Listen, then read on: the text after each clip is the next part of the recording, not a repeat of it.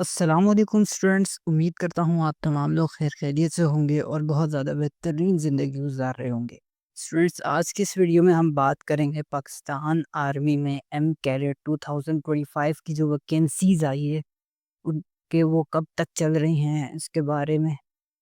आप लोग इसमें अप्लाई कर सकते हैं, नहीं कर सकते, आपकी एजुकेशन कितनी होनी चाहिए, आपकी एज कितनी होनी चाहिए, इसके अंदर जाने के लिए कौन-कौन से प्रोसेस से गुज़रना पड़ेगा। Each and everything we will talk about in this video. So stay tuned with us till the end of the video. Let's get started without wasting any time.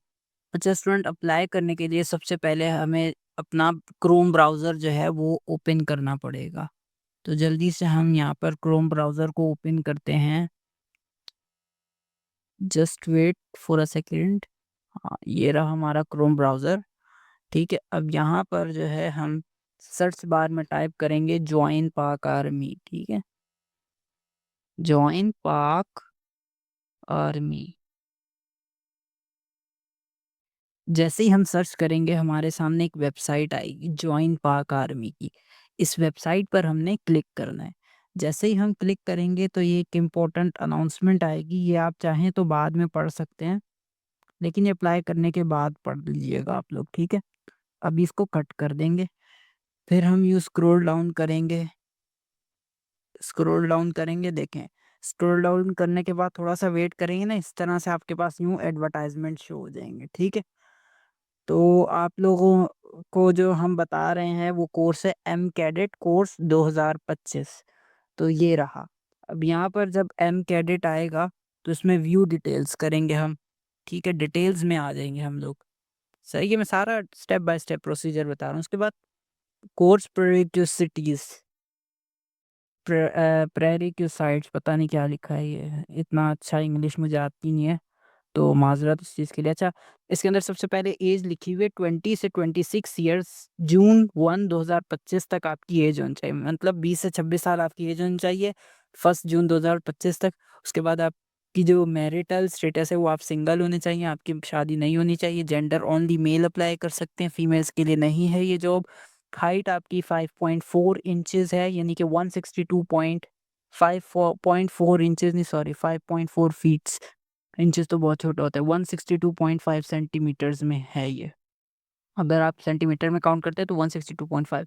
और जो वेट है वो आपका हाइट के हिसाब से कैलकुलेट किया जाएगा। ठीक है, उसके बाद रजिस्ट्रेशन जो है 12 जून से स्टार्ट हो चुकी है और ये 15 जुलाई तक चल रही है। ठीक है, यानी कि अभी आपके पास ऑलमोस्ट 20 दिन पड़े हैं, तकरीबन 20 दिन पड़े हैं। हाँ, तो अच्छा, ऑनलाइन अप्लाई कर सकते हैं आप लोग। ठीक है, प्रिलिमिनरी टेस्ट जो है 21 जुलाई से लेकर 25 जुलाई तक आपके टेस्ट होना शुरू हो जाएंगे। ठीक है, सैटरडे और संडे को नहीं होगा टेस्ट। उसके अलावा नेशनैलिटी आपके पास पाकिस्तान का डोमिसाइल होना चाहिए।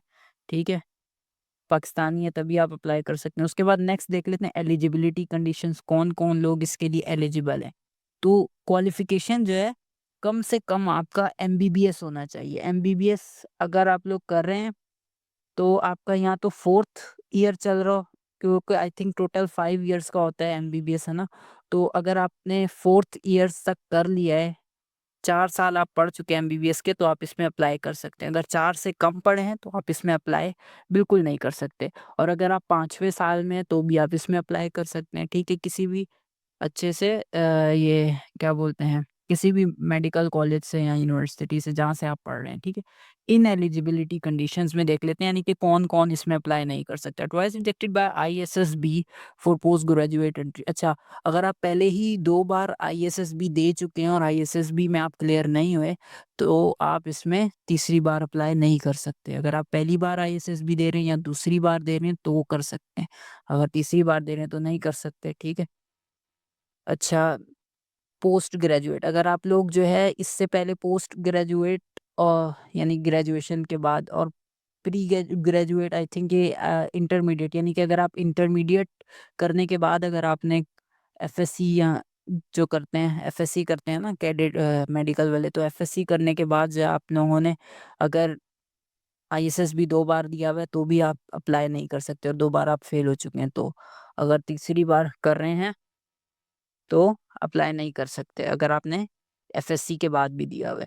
उसके बाद ज़रा नेट का इश्यू चल रहा है यहाँ। हाँ, एलिजिबिलिटी कंडीशन। अच्छा, उसके बाद जो है twice not recommended for M cadet.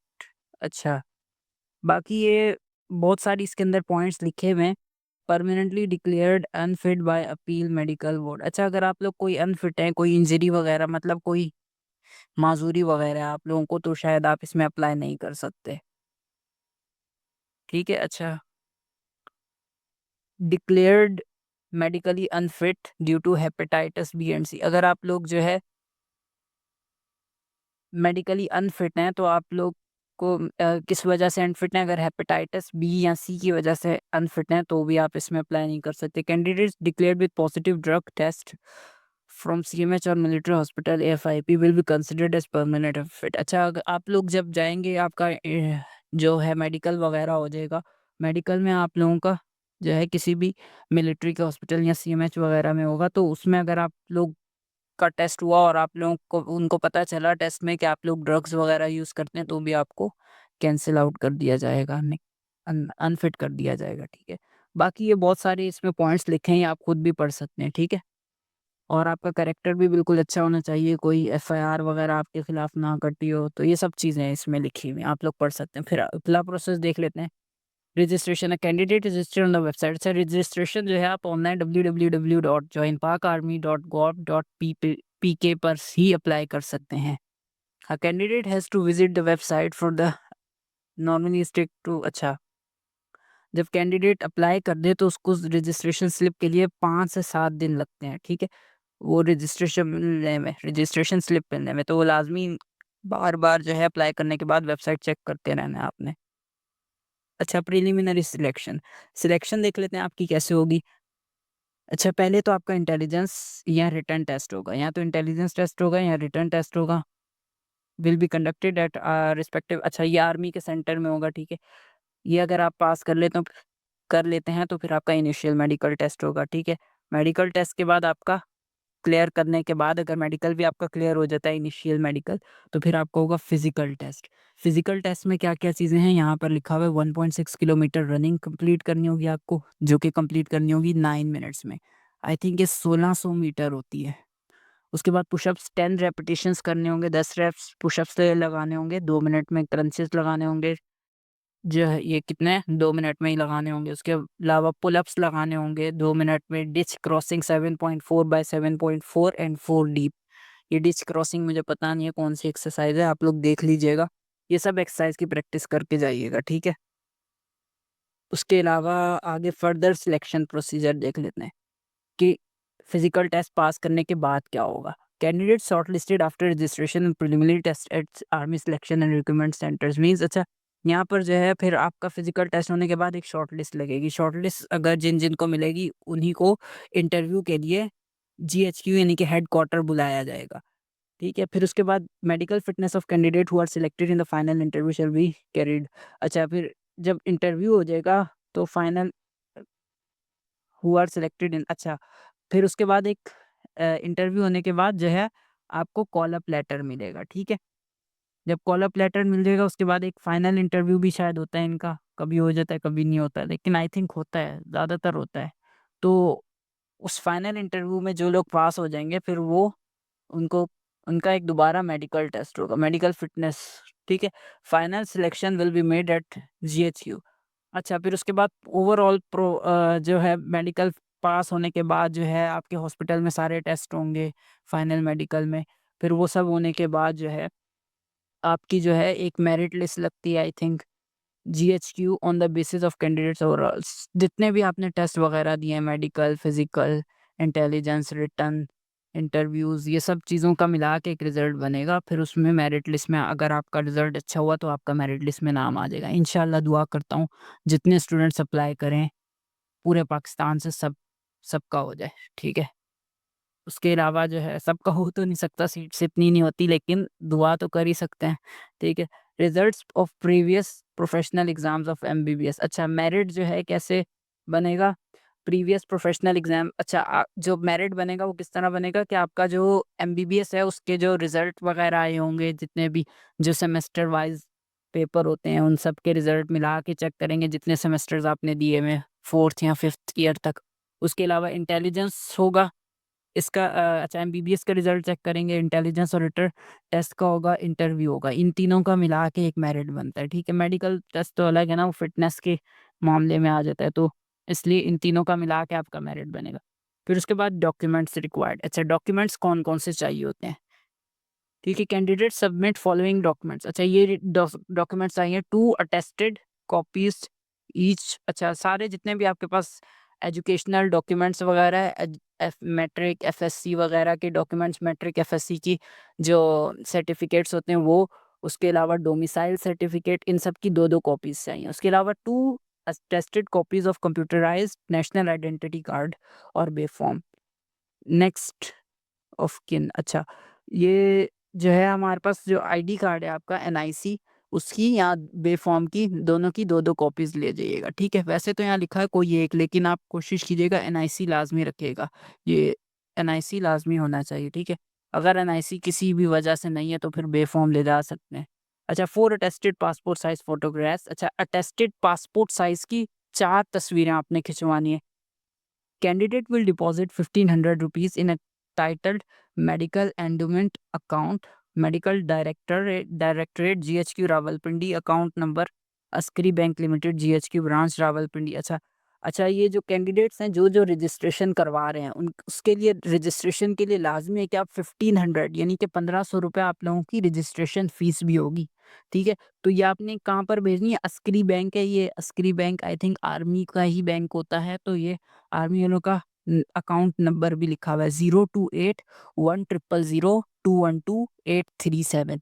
ये अकाउंट नंबर, इसमें आपने 1,500 ट्रांसफ़र कर देना है। ठीक है, और जो है फिर इसकी स्लिप जमा करा देनी है। ठीक है, उसके अलावा एडिशनल इन्फॉर्मेशन में आप लोग देख सकते हैं, एडिशनल इन्फॉर्मेशन में बताया हुआ है कि मेडिकल के बारे में बताया, selected will be entitled to receive stipend. अच्छा, जो लोग सिलेक्ट हो जाएंगे उनको 18,583 जो है स्टिपेंड मिला करेगा।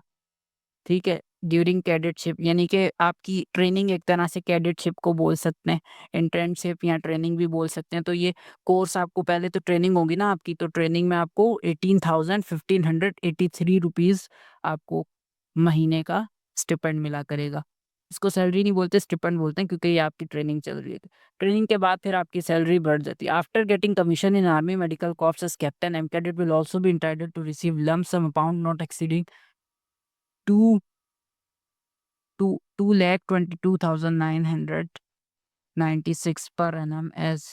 अच्छा, ये भी कुछ अमाउंट वगैरह का ही लिखा हुआ है इन लोगों ने। उसके अलावा बेसिक मिलिट्री ट्रेनिंग। अच्छा, 22 हफ्ते की बेसिक मिलिट्री ट्रेनिंग भी होती है आपकी पीएमए में, काकूल में, या आई थिंक पेशावर के पास ही है काकूल। मुझे सही से पता नहीं है काकूल की जगह पे, लेकिन पाकिस्तान मिलिट्री एकेडमी काफ़ी मशहूर है। इधर ही आपकी 22 हफ्ते की ट्रेनिंग भी होगी, आपको जाना पड़ेगा। Finally selected candidate will be required sign a bond to serve the army for a minimum period of 6 years after qualification of MBBS। अच्छा, उसके बाद जब आपकी सारी चीज़ें क्लियर हो जाती हैं, आपकी ट्रेनिंग भी कंप्लीट हो जाती है 22 वीक्स की, कैडेटशिप भी कंप्लीट हो जाती है मेडिकल वाली, तो उसके बाद आपको, आपसे कॉन्ट्रैक्ट किया जाएगा कि आप 6 साल तक ये साइन करें। 6 साल तक आप जॉब छोड़ नहीं सकते। ठीक है, क्योंकि इसमें आर्मी का काफ़ी ज़्यादा मेहनत लगी होती है, ट्रेनिंग में काफ़ी पैसा खर्च हुआ होता है हर एक कैडेट पर, तो इस वजह से कम 6 साल की जॉब ये लोग माँगते हैं। ठीक है, तो 6 साल तक आप जॉब छोड़ नहीं सकते अगर आपकी ट्रेनिंग मुकम्मल हो गई, तो ये आपको साइन करना है। तो स्टूडेंट्स, उम्मीद करता हूँ वीडियो पसंद आई होगी। अगर इससे रिलेटेड कोई भी अदर क्यूरीज़ हों तो आप मुझसे लाज़मी व्हाट्सएप पर भी पूछ सकते हैं, कमेंट करके भी पूछ सकते हैं। हम लाज़मी आपको जवाब देंगे। तो thank you very much for watching this video till the end, and अल्लाह हाफ़िज़।